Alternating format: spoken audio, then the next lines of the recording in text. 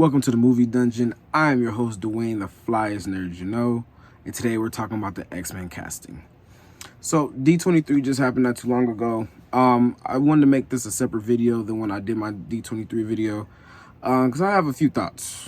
I want to elaborate on some of these casting choices. But starting off with Kit Connor. Kit Connor is being now casted, and he's playing Cyclops. Now, I don't know shit about this dude, right? I know that he played in some show that, there's some fans of and stuff like that kind of voice for him being the perfect Cyclops or whatnot. I just never seen him performance, and I'm probably not going to go back and watch that show they're talking about just to get it. I'm kind of just going to wait and see guy when it comes down to the new X-Men. But looks-wise, he got it down. He got it down. He's bulk. They might give him that Marvel trainer dude, but he really doesn't really need it all too much. So that's a good thing. But we just gotta wait and see for him, for sure. Same goes for our next casting choice. Maya Boyd as Storm. Now, I'm very freaking excited. Just the fact that Storm is now a part of the MCU properly. And they're hopefully doing her right. Again, this girl is, I want to say she's like a model, Instagram shit. Don't know. TikTok, fuck if I know. Right? But don't know shit about this girl either. And from what it looks like, she looks like she can be a good Storm. She has the look down. I believe she's in that right category age, how I want her to be next to Sadie Sink's Jean. I wanted them to be relatively close in age. I know that in some iterations, like the old school X-Men, or even in the cartoon, really that Storm is a lot older than the rest of them. And I'm glad they're going out this route. It's kind of like that X-Men Dark Phoenix bullshit, but correctly. Or Apocalypse is, yeah, X-Men Apocalypse. They were both pretty bad. But yeah, let's just see how she plays. I'm not really holding my breath. Just make sure it's done right. I did hear that Ryan Coogler, he did say that he was involved in the casting for Storm. So that just gives me the high hopes that she will be in Black Panther 3. So that's all I really care about. But next we got Christopher Abbott. Christopher Abbott is he's playing Charles Xavier. And I'm actually very interested in this one. This one is somebody who was not on anybody's radar. Not that I know. I know he played in Wolfman, and that movie was very, very much okay. They had a good transformation and some good ideas, seeing from the werewolf's perspective. But yeah, that's all I really know of the dude. His acting was solid in that movie. I just think it was other problems of that movie that made it made it an okay movie. But I'm excited for him. I've definitely seen a lot of, AI pictures of him as Charles Xavier, and it is what it is. That's our boy. And I'm glad that about his age, I think the actor's around in his 40s. So he has plenty of time to play Charles. Plenty of time. And him giving that older father professor age to the students is great. To the X-Men is great. Good casting, I would say. I'm just more curious than ever. But this one, I'm more happy with. We do know about Samara Weaving being Emma Frost. We talked about that, and of course Sadie Sink being Jean Grey.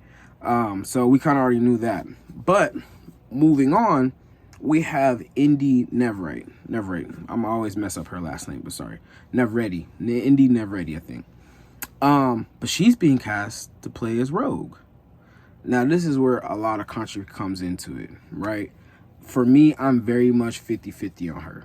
Very much 50-50 on her. One, I loved her in Lois and Clark. Definitely the first place I ever seen her. Knew that little girl was gonna go far, just didn't know how fast, right? When a session came, she showed that she had range, right? Quick, in and out of different characters in the same scene, very, very well, very, very well. And she's kind of scary. She can play a scary and then a sweet girl, so she has range. And I know a lot of people were upset because they wanted the other girl, Kaylee, I forget her last name, but she played in Romulus as the main girl, and they wanted her to play Rogue, right? And I was actually one of those people that wanted that as well.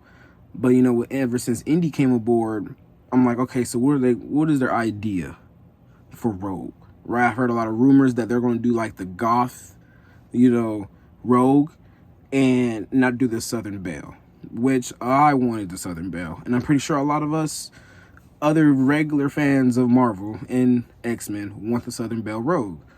But Rogue being that type of character that has a lot of layers, had a lot of issues. Usually, you can do the goth. It's been done with her, and it's worked. And plus, she can outgrow it. It's not gonna ever be something concrete with the character. And plus, because again, she's young, so she can outgrow that in the character wise. So I'm excited to see what she got to prove to everybody, because I know she got it.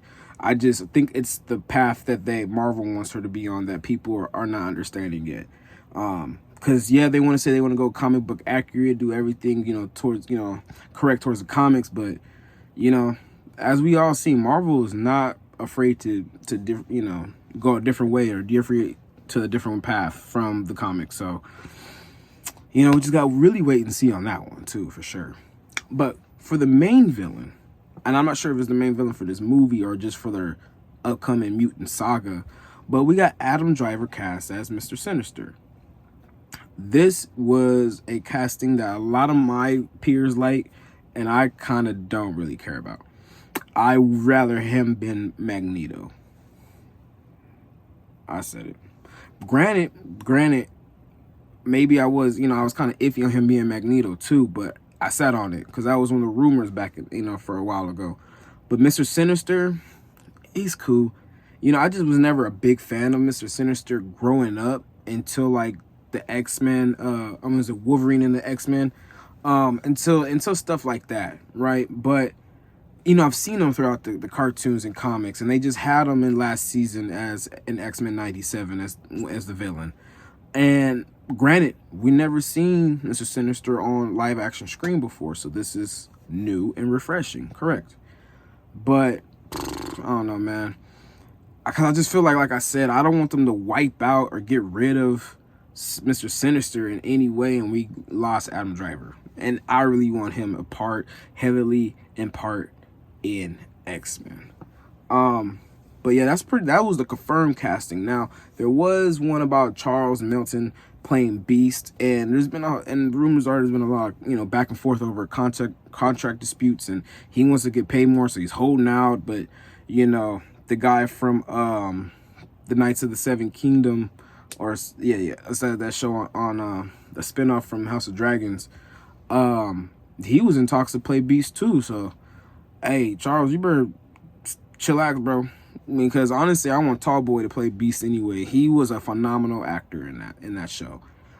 So I'd rather him than Beast any damn way. So homeboy, you better chillax, because Marvel contracts, and that's a guaranteed money, bro. You gonna be eating good for a long time of your life. So stop playing anyway. But yeah, that's all we have for the X-Men casting. Let me know what you guys think. Very interesting. You know, we got some new faces and we got some up and coming faces. So Marvel got something cooking for sure. But I'll throw it off to you guys yet again. Let me know what you guys think. Hit that like and subscribe. I'm Dwayne, the flyest nerd you know, and this is the Movie Dungeon. Peace.